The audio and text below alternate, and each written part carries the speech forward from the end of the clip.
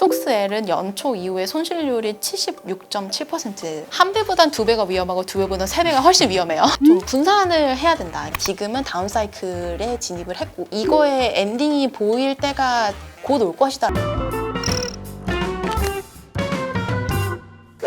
이번에는 그 미국 반도체 얘기를 좀 해보려고 하는데 얼마 전에 보고서 쓰신 거 보니까 앞으로 이제 미국 반도체 시장을 좀 주목을 해야 된다 이런 내용을 쓰셔가지고 근데 보통 우리가 이제 얼핏 그 알고 있기로는 이 반도체 하면은 한국이 세계 최강 아닌가 이제 이렇게들 많이 알고 계시잖아요.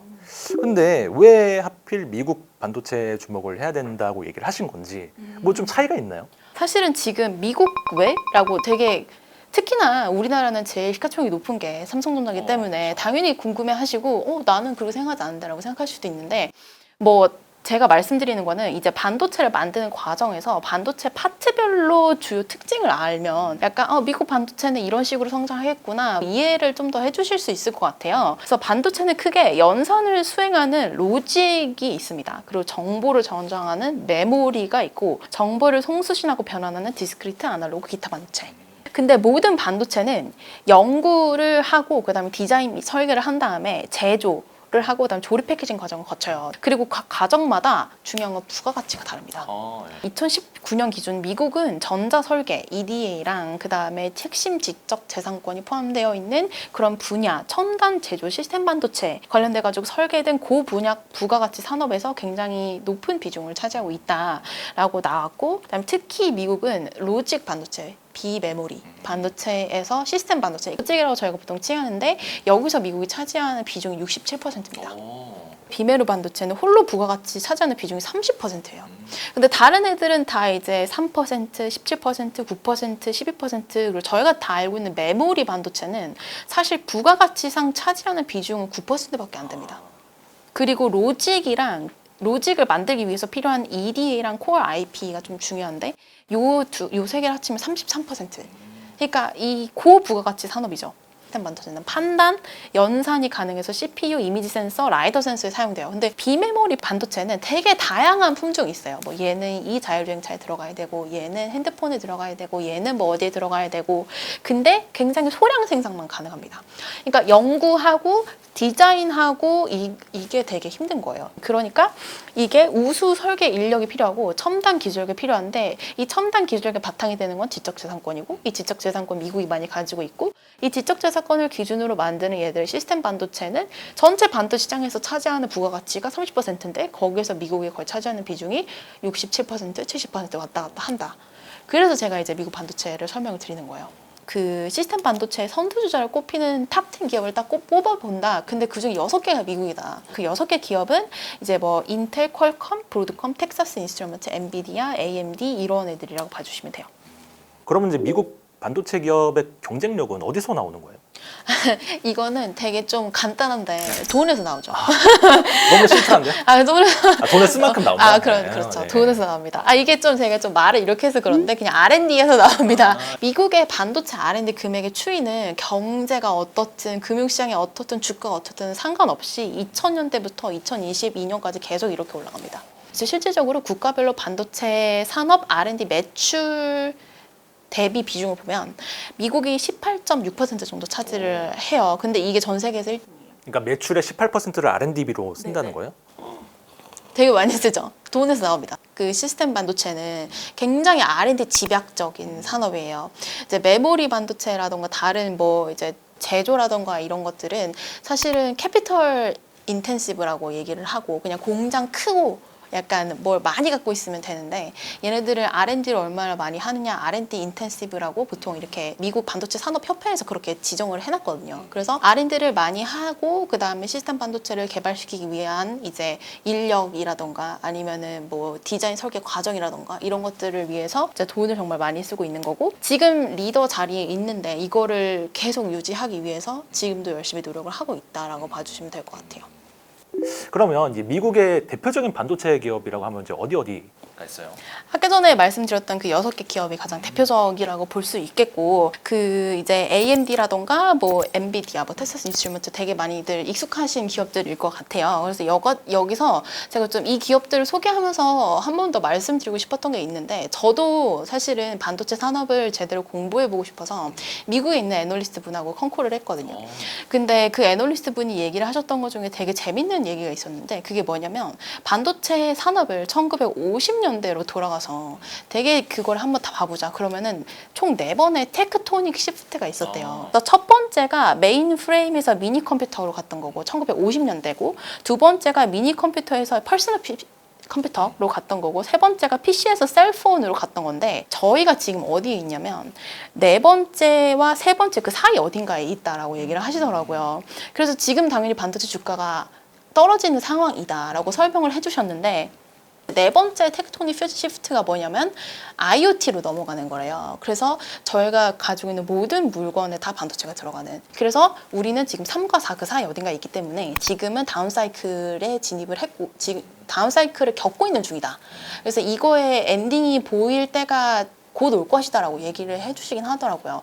작년에 한창 또 유행했던 테마 중에 하나가 뭐 메타버스 뭐 이런 거 나오면서 이것도 사실 IoT의 한 영역인 거잖아요. 그렇죠, 우리가 생활하는 일상의 물건 곳곳에 다 이런 IT 반도체 칩이 들어가면서 우리 일상이 곧 사이버 세계가 되는 이제 그런 세상이 뭐 언제 열리게 될지 모르겠지만, 그런 세상이 된다면 말씀하신 것처럼 이게 다운 사이클에서 다시 업 사이클로 바뀌는 그런 시기가 또 오겠죠. 그것도 그렇고, 그 IoT가 되게 심플한 게, 요즘은 다들, 저도 이제 신혼부부 친구가 있어 집에 놀러 가는데 커튼도 핸드폰으로 다 조정하고, 전구, 뭐 냉장고 다 그게 그냥 IoT인 것 같아요. 그러니까 어떻게 보면 지금 미국 반도체 기업들의 주가가 빠지는 거는 약간 이제 구조적인 문제 때문인 거라고 봐야 되겠네요. 네, 지금 약간 3에서 4로 넘어가는 것도 있는데, 그때 하필 매크로적인 이슈들이 많이 터져서 이제 성장성 기반으로 많이 올라왔는데, 매크로 이슈가 터지면서 금리 인상하면서 성장성이 훼손을 당하고, 이래가지고 같이 좀 약간 터진 거라고 저는 보고 있습니다. 미국 반도체 기업들에 대해서 이제 살짝 이제 어떤 기업이 있는지 살펴보고 공부도 좀 해봤으니까 투자를 해야 되잖아요. 그러니까 미국의 반도체 기업에 투자할 수 있는 ETF들에는 뭐 대표적으로 어떤 게 있는지. 되게 많아요. 국내에 상장되어 있는 애들 같은 경우에는 타이거 미국 필라델피아 반도체 레버리지 상품도 있고요. 그다음에 미국에 상장되어 있는 거는 속스, 그다음에 속셀, 그다음에 SMH 라고 해가지고 그 티커를 가지고 있는 ETF들이 있어요. 근데 국내에 상장되어 있는 ETF와 이 ETF들의 기초 지수가 다 다릅니다. 타이거 상품 같은 경우에는 필라델피아 반도체 지수를 추정합니다. 이게 속스라는 상품이 그 필라델피아 반도체 지수의 이름이 속스거든요. 그래서 이게 이거 추정하는 거 아니라고 생각할 수 있는데, 실질적으로 그 속스라는 티커를 가지고 있는 ETF는 이 지수를 추정하지 않습니다. ICE의 반도체 지수를 추정해요. 네. 그래서 그리고 속스 L도 그 지수의 일간 수익률의 3배를 추정하는 거고, 그 다음에 SMH라는 티커를 가지고 있는 ETF는 있는데, 요거는 그 MVIS라는 인덱스 지수사가 있어요. 이제 거기서 만든 반도체 25 인덱스를 추정한다. 그러면 종목의 비중도 살짝 다르고, 종목의 순위도 살짝 다르고, 이제 포함되고 포함되지 않는 종목들이 살짝 달라요. 크게 다르지는 않겠지만 미국 반도체 지수니까. 근데 그 말씀하셨던 뭐 속슬이라든지, 그리고 뭐 또 타이거에서 출시를 하신 그 필라델피아 레버리지 상품, 이제 이런 것들은 이제 기초 지수의 한 2배, 3배씩 이렇게 움직이는 거잖아요. 근데 또 우리나라 서학개미 분들은 또 화끈하시니까 이런 3배짜리 상품에도 막 엄청 베팅을 많이 하시고, 사실 좀 우려스러운 부분이 있긴 한데, 이런 상품에 투자하는데 좀 어떤 리스크들이 있을까, 이거를 조금 알고 투자를 해야 될 것 같아서 좀 어떻게 보세요? 올해 1분기에 미국 주식 순위에서 상위 3위를 기록했던 종목이 속셀이었어요. 네. 그래서 굉장히 큰 거죠. 근데 이게 이제 반도체 지수를 3배를 추종하는 건데, 이게 하루에 1% 오르면 3% 오른다는 건데, 하루에 1%만 떨어져도 3% 떨어진다는 뜻이거든요. 그렇죠. 그 레버리지 리스크에 대해서는 다들 알고 계실 것 같은데, 조금 감내를 해야 될 손실폭이 좀 있어요. 네. 네, 이제 그래서 근데 그거는 언제 투자를 했는지에 따라 다를 거라고 저는 생각을 해요. 이게 17년도에는 그냥 반도체 지수 자체가 1년 동안 한 27% 올랐으면 그 두 배를 일간 수익률 양이 두 배를 추정하는 거는 43% 정도가 올라요. 근데 반대로 속스 인덱스가 2018년도에 연간으로 5% 정도 떨어졌거든요. 그럼 그건 뭐 그냥 저희가 감내할 만한 수준인데 만약에 두 배짜리를 투자하셨다 그러면 마이너스 17.5%가 되거든요. 5%밖에 안 떨어졌는데 그쵸. 두 배짜리는 17%가 떨어진다고요? 일간 수익률이다 보니까 더 많이 떨어질 수가 있는 거죠. 근데 사실 레버리지는 당연한 얘기겠지만 한 배보단 두 배가 위험하고 두 배보단 세 배가 훨씬 위험해요. 그래서 이거를 이제 뭐 말씀을 드리는 건 숫자로 이제 언급을 하면 되게 와닿으실 것 같은데 이제 타이거 미국 필라델피아 레버리지 같은 경우에는 추종하는 지수 일간 수익률을 두 배, 저희는 환 노출형이다 보니까 환율까지 두 배 더해가지고 수익률을 살펴봤을 때 속스 L의 수익률과 어떤 차이가 있는지를 한번 해봤는데 속스 L은 연초 이후에 손실률이 76.7% 마이너스 76%. 네, 마이너스 76%인데 네. 저도 깜짝 놀랐어요. 그리고 그 만약에 속스 인덱스 일간 수익률 두 배에다 환율 두 배까지 더했을 때는 마이너스 56%입니다. 그러니까 이게 두 배냐 세 배냐의 차이도 정말 많이 나요. 그리고 저희가 중요하게 보는 건 변동성인데 변동성이 높을수록 일간 수익률을 추정하기 때문에 뭐 예를 들어 가지고 1% 오른 다음에 그 다음날 다시 1% 떨어지면은 총 수익률을 그냥 계산해보면 0%인데 레버리지 상품을 투자했으면 그게 아니에요. 더 떨어지거든요. 거기서 1%는 100의 1%보다 크니까. 네, 그래서 이게 두 배인지 세 배인지 한 배인지에 따라서 다들 이제 투자 성향에 따라서 맞춰서 사시면 되기는 하는데 그 손실폭을 내가 얼마나 감내할 수 있냐, 변동성을 얼마나 감내할 수 있냐 이런 것들을 생각해 보시고 그 다음에 지금 환율이 너무 비싸서 그렇죠. 네 지금 달러를 환전해서 다시 그거를 들어간 다음에 다시 팔고 그걸 다시 환전해서 오면 사실 환전 수수료도 만만치 않은데 그렇죠. 환율도 지금 높은 상황이다 고환율 시대다라고 얘기를 많이 하기 때문에 그런 것들도 같이 생각해 보시면 좋을 것 같습니다. 그러면 사실 이렇게 위험성이 높은 상품인데도 굳이 내가 투자를 해야겠다고 하시면 그 뭐 투자를 하는데 뭐 하나의 뭐 팁이나 뭐 이런 게 좀 있을까요?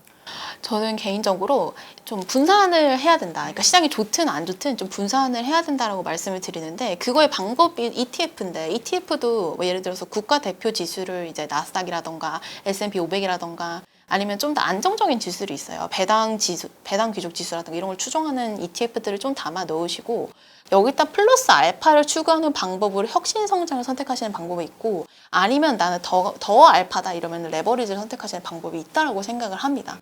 그래서 너무 이거 하나의 상품에만 막 몰두를 하시기보다는 이렇게 좀 기초적인 기반을 좀 주춧돌 내가 돌아볼 수 있는 것들을 좀 이제 안정적으로 좀 박아놓고 그 위에다가 알파를 추구할 수 있는 걸 쌓아 올리는 게 가장 좋지 않을까라고 생각을 합니다. 네, 지금까지 미래에셋 자산운용의 김수정 매니저님 모시고 좋은 얘기 많이 들었는데요. 영상 재밌게 보셨다면 구독과 좋아요 그리고 댓글도 많이 부탁드립니다. 감사합니다.